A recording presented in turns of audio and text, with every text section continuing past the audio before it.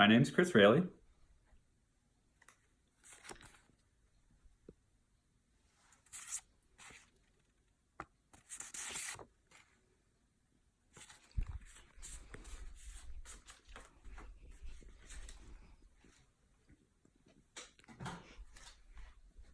Hi everyone, I'm here to talk to you about abuse of medication. Abuse of medication is when a patient exceeds their usage or dosage that is prescribed by their doctor.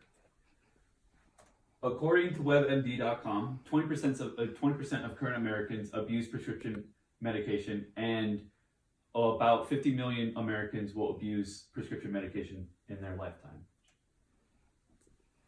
There is a thin line between use, misuse, and abuse of prescription drugs. I myself know what that thin line is like because I have had shoulder surgery, and I was given Norco and Percocet, and after a mere 3 days after my surgery, I stopped taking them, and I knew what it was like to have withdrawals, and I experienced what that thin line is like in real life. Examples of abuse of a prescription medication that are abused are opioids and depressants. Opioids such as Oxycontin are given after an injury or surgery and are administered to give a blockage to the pain that the patient is experiencing. When in the correct dosage, the opioids help give a sense of euphoria that is healthy for the patient, that doesn't exceed their natural balance of their body. But when the patient starts to use them in exceeding amounts that is not safe for them, they create a sense of euphoria that creates a higher tolerance and requires them to take in more opioids.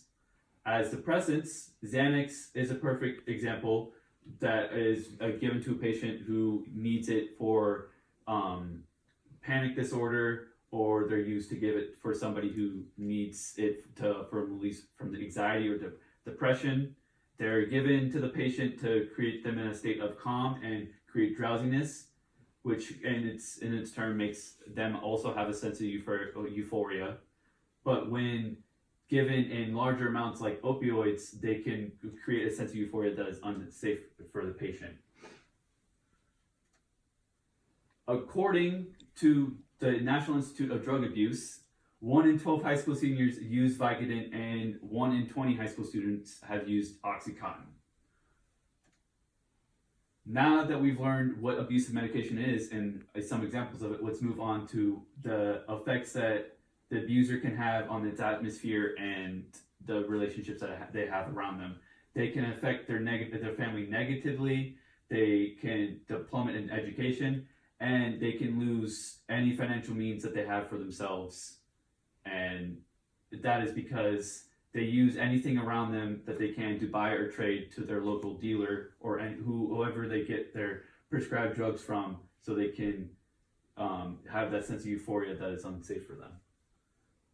And according to the U.S. Department of Housing and Urban Development, more than 50% of current individuals who are homeless, they believe, are addicted to prescribed medication.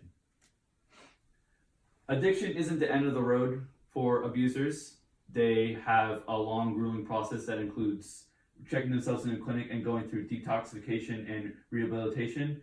Detoxing is when the patient is giving smaller doses each day to help wean them off of whatever they're abusing, and then rehabilitation is the second process in which they use physical activity and physical therapy to help get the patient back to their healthy state of mind.